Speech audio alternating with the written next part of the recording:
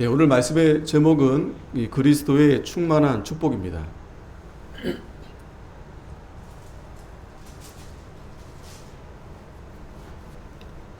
29절인데요. 우리 같이 한번 읽겠습니다. 시작.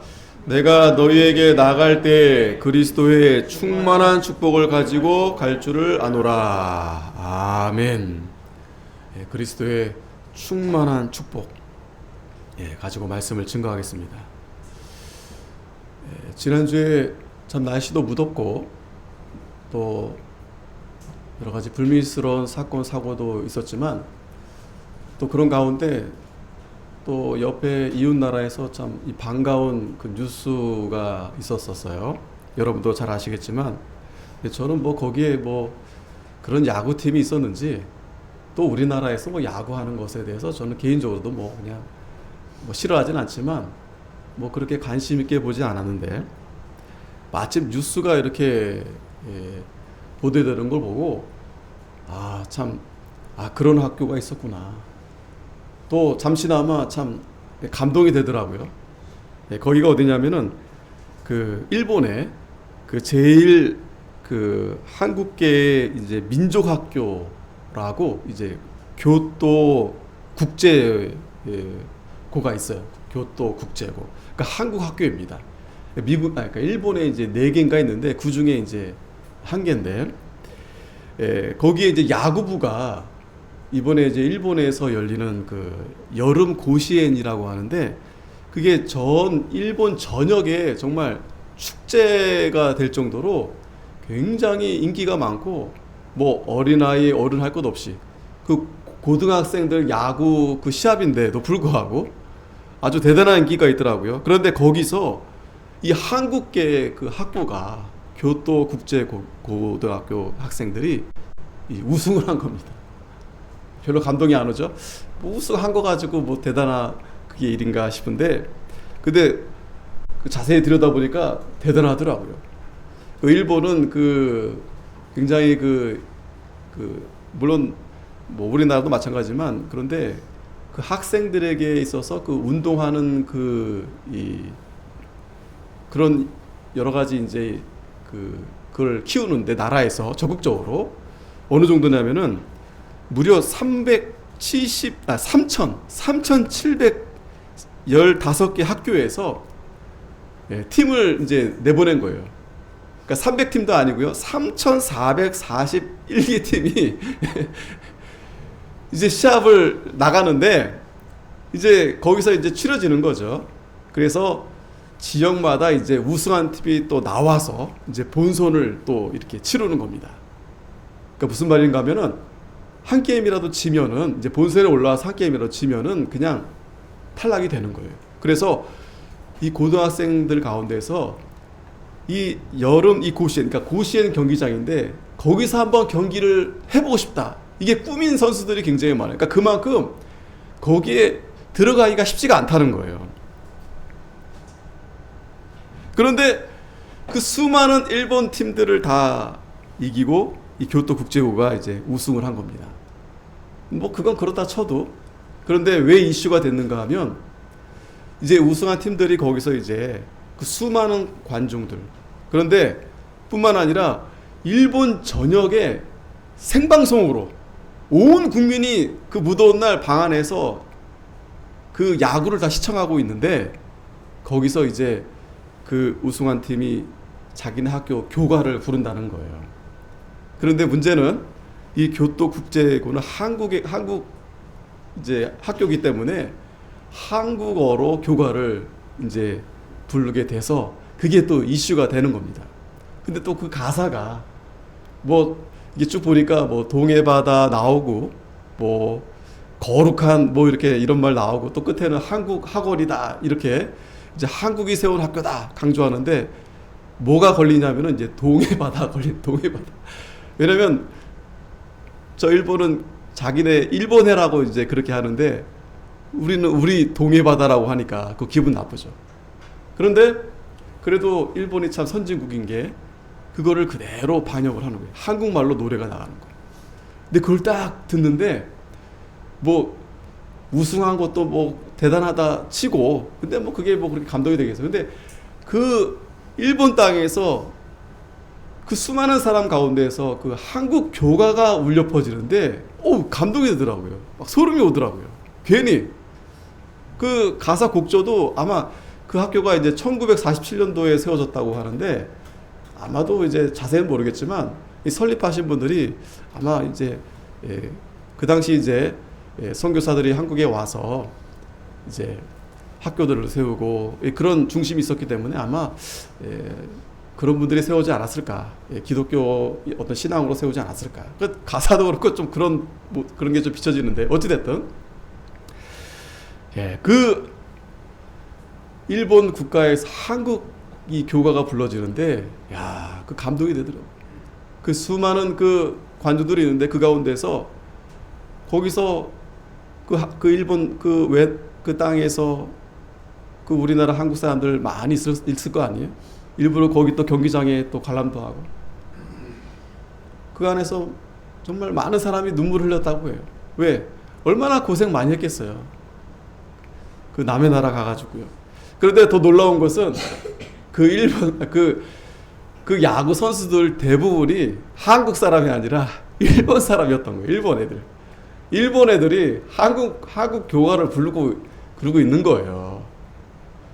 그래서 처음에는 얘네들이 그냥 입만 그냥 한글로 따라 부르는가 싶었는데 보니까 그게 아니라 그 학교에서 한국 교육을 시키고 그러니까 그 학교에 온 애들은 한국을 배우고 싶어서 물론 야구도 배우고 했지만 그런 거를 이제 하려고 이제 온 애들이었더라고요. 자, 일본이라는 땅이 정말 사실은 이 기독교가 불모진 땅입니다. 우리보다 더 먼저 선교사들이 갔지만 교회가 세워지기가 어려운 그런 곳이 우상이 많고 근데 만약 여러분 거기에서 찬송가가 울려 퍼진다 그러면 얼마나 참 감동이 아니겠습니까? 복음이 온 그 일본 땅의 전역에 이렇게 퍼지게 된다면 그건 더할 나위 없이 감동이겠죠. 자, 그런데 오늘 이제 본문을 보자면 이 로마라는 곳이 바로 엄청난 곳이에요. 로마라는 땅이. 그리고 그 큰 그 대제국인 로마 그리고 그 앞전에 예수님을 십자가에 잡아 죽인 사람이 누굽니까? 로마 총독 빌라도입니다. 그런데 지금 바울이 지금 어느 교회에 지금 편지하는 겁니까? 로마 교회.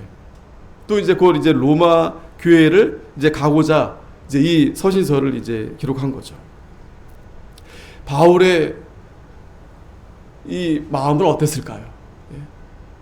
우리가 21절 지난주 말씀에서도 이사야의 말씀을 인용하면서 기록된 바 주의 소식을 받지 못한 자들이 볼 것이고 듣지 못한 자들이 깨달으리라 함과 같으니라.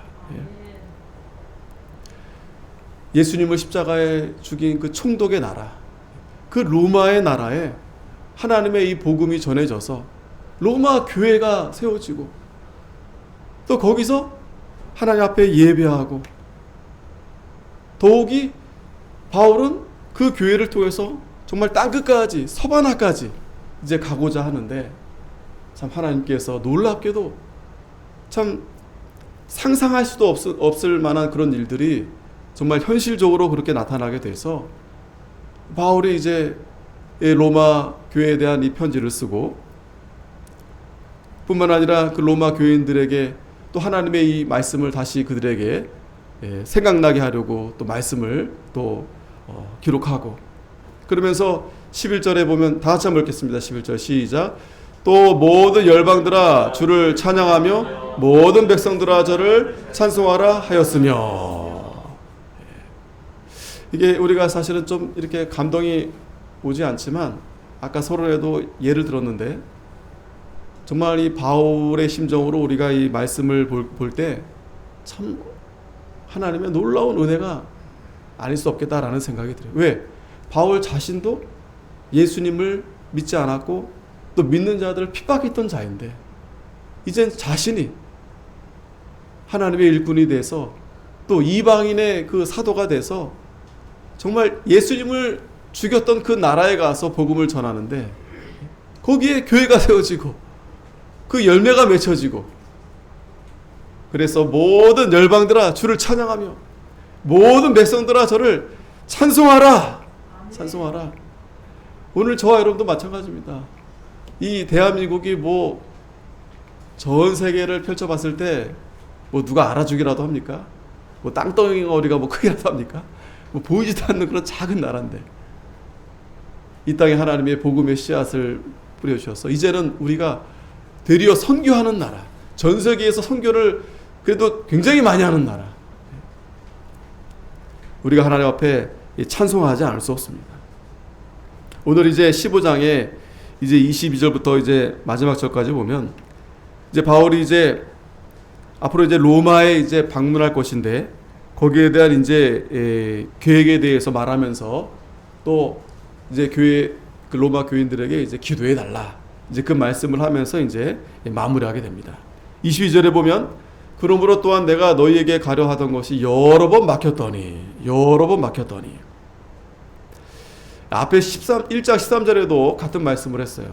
형제들아 내가 여러 번 너희에게 가고자 한 것을 너희가 모르기를 원치 아니하노니 이는 너희 중에서도 다른 이방인 중에서와 같이 열매를 맺게 하려 함이로되 지금까지 길이 막혔도다.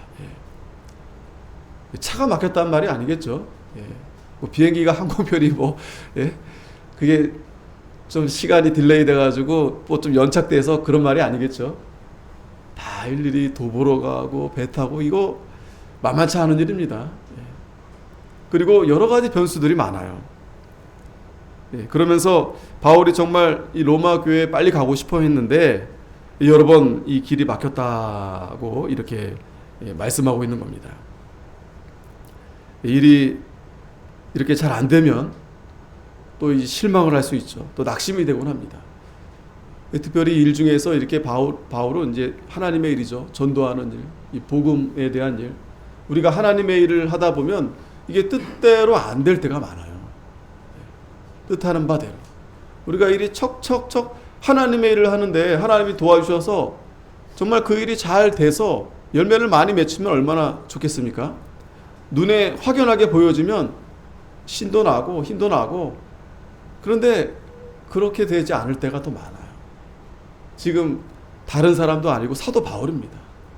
바울도 지금 변명 아닌 변명을 지금 하고 있는 거예요. 빨리 가야 되는데 간다고 약속을 했는데 이게 여러 가지 일 때문에 지금 막혀서 지금 가지 못하고 있다. 지금 편지로 그들에게 지금 알리고 있는 겁니다. 왜 길이 막혔을까요? 두 가지 정도 생각해 볼 수 있어요. 첫 번째는 하나님의 때가 아직 되지 않은 겁니다. 여러분 저도 여러분들도 이 하나님의 일을 하다가 일이 잘 안 막힐 때가 있어요. 또 여러분들이 하는 일 가운데서도 일이 잘 되는가 싶더니 또 일이 막힐 때가 있습니다. 그러면 참 마음이 참 불편하죠. 그죠? 속상하기도 하고. 그런데 가장 먼저 우리가 생각해야 될 부분은 하나님의 때가 아직 되지 않았구나. 하나님의 때가 아직 되지 않았구나. 그러면 어떻게 되겠습니까? 누가복음 18장 1절에 보면 항상 기도하고 낭망치 말아야 될 것을 저에게 비유로 하여. 예수님이 낭망하지 말아야 될 것을 그 원한 맺힌 과부에 대한 비유로 이제 말씀해 주셨어요. 그 원한이 맺혔을 때 그게 얼마나 참 빨리 풀고 싶을 거 아니겠어요? 근데 재판장이 불의하니까 안 들어주는 거예요. 안 들어주는 겁니다. 그런데 실제로 보면 하물며 하나님께서 그 밤낮 부르짖는 택하신 자들의 원한을 풀어주지 아니하시겠느냐, 저에게 오래 참으시겠느냐. 그러니까 이 본문 내용에 보면 그 원한 맺힌 과부가 매일 찾아가니까 그 불의한 재판관인데 아이고 들어줘야 되겠다. 그런데 하물며 하나님께서 그 밤낮 부르짖는 택하신 자들의 원한을 왜 안 풀어주겠느냐. 그러니까 낙심하지 말고 항상 기도하라는 겁니다. 우리가 여러 번 막히게 됐을 때, 일이 잘 안 풀리게 될 때, 물론 마음이 참 상심이 되고 낙심이 되고 하지만 그러나 거기에서 주저앉을 필요 없어요. 하나님 앞에 간절히 기도하는 겁니다. 부르짖는 겁니다. 구하라 그랬어요. 찾으라 그랬습니다. 두드리라 그랬습니다. 아직 하나님의 때가 되지 않아서 지금 일이 머뭇대는 거지. 하나님이 허락하면 바로 되는 겁니다. 갈라디아서 6장 9절에 보면 같이 읽겠습니다. 시작. 우리가 선을 행하되 낙심하지 말지니 피곤하지 아니하면 때가 이름에 거두리라. 아멘. 낙심하지 말아라. 여러분 낙심될 때가 있죠, 그죠? 여러분들이 일하면서 또 가정에서 또 교회에서도 마찬가지. 낙심이 됩니다. 왜 이렇게 안 되지? 잘 안 될까? 하나님이 정말 함께 하시는 걸까? 하나님이 왜 나만 이렇게 외면하시는 거지? 어쩔 때는 해도 안 될 때가 있어요. 그러나 낙심하지 마라. 피곤하지 아니하면 때가 이름에 거두리라 하고 있습니다. 거두리라. 자, 그러니까 하나님께서 우리로 하여금 자꾸 이렇게 일이 막히게 하는 건 우리를 괴롭히려고 하는 게 아니에요. 하나님의 때가 아직 되지 않았으니 뭐 하라고요? 견디라고요. 참고 견디라고요. 인내하라고요. 하나님의 뜻을 찾아서 그 하나님의 뜻을 이루기까지 잘 참고 견디라고. 히브리서 10장 36절에 너희에게 인내가 필요하면 너희가 하나님의 뜻을 행한 후에 약속을 받기 위함이라. 인내가 필요함은 하나님의 뜻을 행한 후에 약속을 받기 위해서. 자, 그러니까 하나님이 그냥 쉽게 주면 좋겠는데 또 그렇게 잘 안 줄 때가 더 많다는 거예요. 왜? 하나님의 뜻을 행한 후에 약속을 받기 위해서. 그렇기 때문에 우리에게 인내가 필요하다. 로마서 5장 4절에도 인내는 연단은 소망을 이루는 줄 알미로다. 우리를 연단시켜서 그 연단을 통해서 소망을 이루게 하시는 겁니다. 이러한 원리를 우리가 잘 알고 있어야 돼요. 그냥 무턱대고 내가 정말 이 일은 하나님이 기뻐하시는 일인데 내가 정말 하나님 앞에 하나님 정말 충성되게 일을 하려고 하는데 왜 이게 안 되지? 그때 우리가 하나님 앞에 간절히 기도하면서 하나님이 나를 연단시키시는구나. 그러면서 그 소망을 이루게 하시려고 잘 참고 인내하게 하시는 겁니다. 이게 인내가 중요하니까 한번 야고보서 5장 11절에 같이 한번 읽겠습니다. 시작.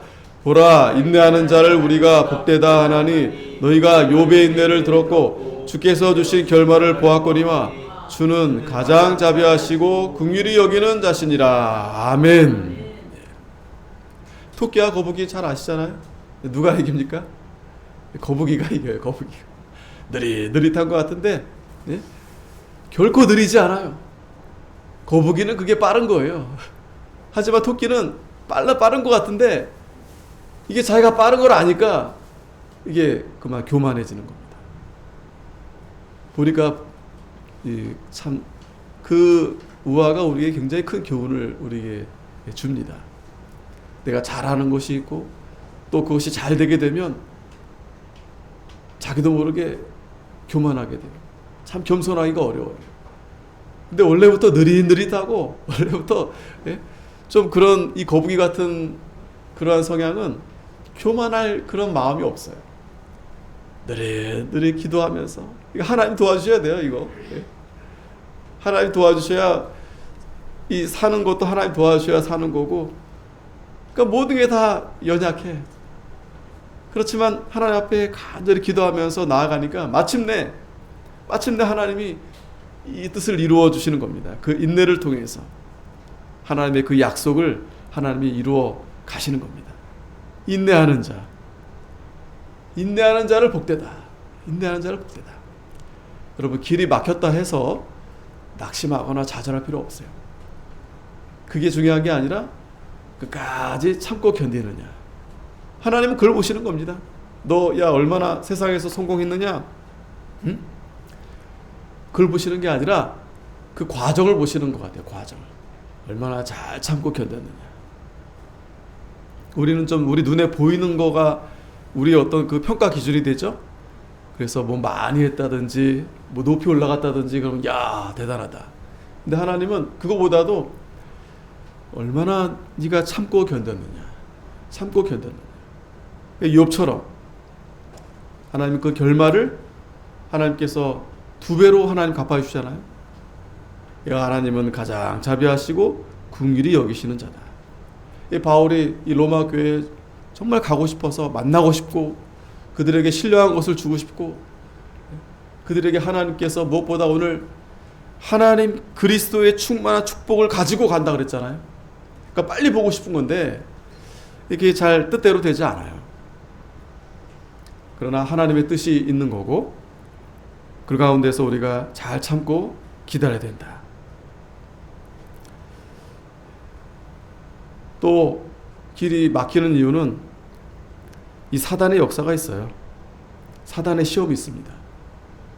그러한 부분을 우리가 잘 염두에 둬서 물론 그 길이 하나님의 뜻과 맞지 않을 수도 있어요. 그러니까 기도하면서 잘 참고 인내하면서 하나님의 뜻을 찾고 나아가야 됩니다. 그러한 가운데 그리스도의 충만한 축복이 거기에 있는 거예요. 다른 데 있는 게 아닙니다. 하나님 앞에 기도하면서 잘 참고 나아갈 때 거기에 그리스도의 충만한 축복이 있다. 다시 본문 들어오면 23절에 이제는 이 지방에 일할 곳이 없고 또 여러 해 전부터 언제든지 서바나로 갈 때 너희에게 가려는 원이 있었으니. 자, 바울이 이제 유대로부터 떠나서 이제 유럽 전역에 가면서 이제 서유럽까지 이제 서바나까지 이제 가려고 한 것이 이제 전도 계획이었던 겁니다. 24절에 이는 지나가는 길에 너희를 보고 먼저 너희와 교제하여 약간 만족을 받은 후에 너희의 그리로 보내줌을 바람이라.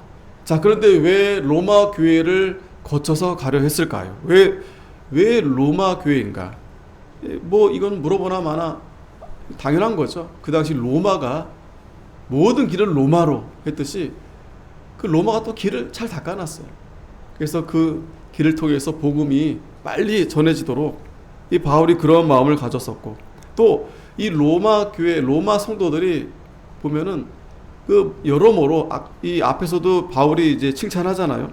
선함이 가득하고 또 지식도 가득 차 있고 이러한 좋은 면이 있기 때문에 그들이 이제 복음을 받아들였을 때 훨씬 더 이 원활하게 이 복음이 이제 증거될 수 있고 전파될 수 있고 여러 면으로 봤을 때 이 로마 교회가 이 선교에 있어서 참 중요한 육춘지가 될 수 있겠다. 이 바울이 그렇게 아마 이제 판단했을 겁니다. 그래서 이제 지나가는 길에 그 로마 교회 방문해서 또 잠깐 교제하고 그리고 여기 보면 너희의 그리로 보내줌을 바람이라. 이 바울이 이제 더 위로 이제 더 왼쪽으로 이제 서바나로 가려면 그냥 몸만 갈 수는 없어요. 누군가가 이 바울에게 여러 가지 물질로도 후원해주고 기도도 해주고 그게 필요합니다. 선교가 그냥 되는 게 아니에요. 또 어떤 면에서는 참 물질이 굉장히 필요합니다. 그런 면에 있어서 이 로마 교회가 이 바울을 좀 파송하면 좋겠다. 그러한 생각으로 바울이 지금 이 로마 교회에 이제 가고자 했던 겁니다. 그래서 로마서 1장 11절에 내가 너희를 보기를 심히 원하는 것은 무슨 신령한 은사를 너에게 나눠주어 너희를 경고케 하려 함이니. 그러니까 바울의 로마 교회가 좀 더 믿음이 견고해지고 튼튼해지고 그러고 하기 위해서 바울이 직접 가는 것 자체가 이 로마 교회는 정말 영광 아니겠습니까? 바울이 온다 그러는데 여러분 오늘 이 스위스북에 바울이 찾아온다고 한다면 여러분 바울이 아니라 목사님들 중에서도 뭐 훌륭한 목사님들이 찾아오신다 우리 스위스북에 오신다 그러면 얼마나 벌써부터 한 달 전부터 정말 좋은 소식 아니겠어요? 그분이 말씀을 1시간이라도 증거해 주신다. 그건 정말 큰 의미가 있는 거죠. 그래서 바울이 그런 마음으로 이 로마 교회에 가기를 사모했고 또 무슨 신령한 은사를 너에게 나눠주어. 이건 다른 게 아니라 하나님의 이 진리의 말씀, 바울이 그동안 깨달은 이 진리를 그 교회에 가르쳐 줘서 그 교회가 더 견고해지게 하려고 이제 하기를 원한다는 겁니다. 25절 그러나 이제는 내가 성도를 섬기는 일로 예루살렘에 가노니. 자, 그런데 지금 왜 바로 로마 교회에 가지 못하는가 하면 예루살렘에 지금 먼저 가야 될 일이 생겼어요. 뭔 일인가 하면 예루살렘이 원래 본 교회잖아요. 예루살렘 교회. 근데 거기가 극심한 지금 가뭄이 생겨서 흉년 때에 너무 어렵게 된 거예요. 또 여러 가지 그 교회 안에도 여러 가지 어려움이 많이 있겠죠. 그런 가운데서 바울이 이제 그 교회를 이 섬기는 일로 이제 먼저 거기에 가게 된 겁니다. 자, 여기서 섬긴다는 것은 다른 게 아닙니다. 26절에 이는 마게도냐와 아가야 사람들이 예루살렘 성도 중 가난한 자들을 위하여 기쁘게 얼마를 동정하였음이니라. 기쁘게 얼마를 연보했다는 겁니다. 자, 이게 왜 대단한가 하면은 지금 이 마게도냐 아가야 사람들은 이방에 있는 교회입니다. 그런데 그들이 돈을 모아서 본 교회에 지금 연보를 하겠다는 거예요. 그것도 기쁜 마음으로 자원해서. 그래서 바울이 이거 얼마나 좋은 일 아니겠어요? 그 섬기는 일에 바울이 그 일을 하려고 연보를 가지고 지금 예루살렘 교회로 이제 간다는 겁니다.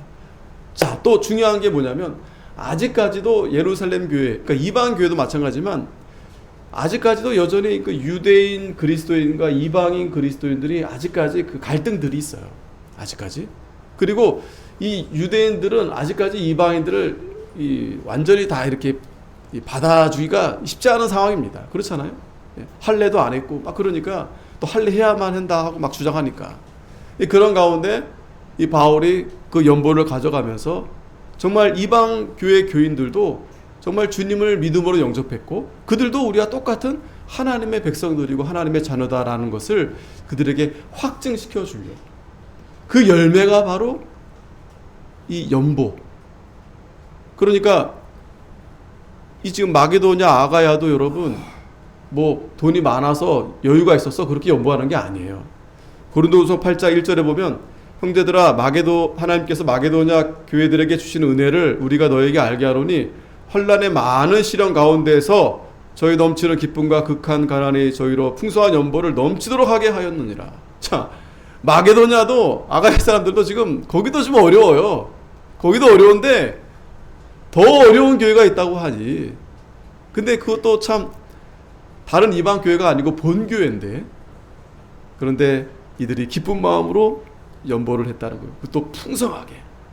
내가 증거하노니 저희가 힘대로 할 뿐 아니라 힘에 지나도록 자원해서 이렇게 했다는 거예요. 그래서 연보가 은혜입니다. 은혜의 열매가 연보예요.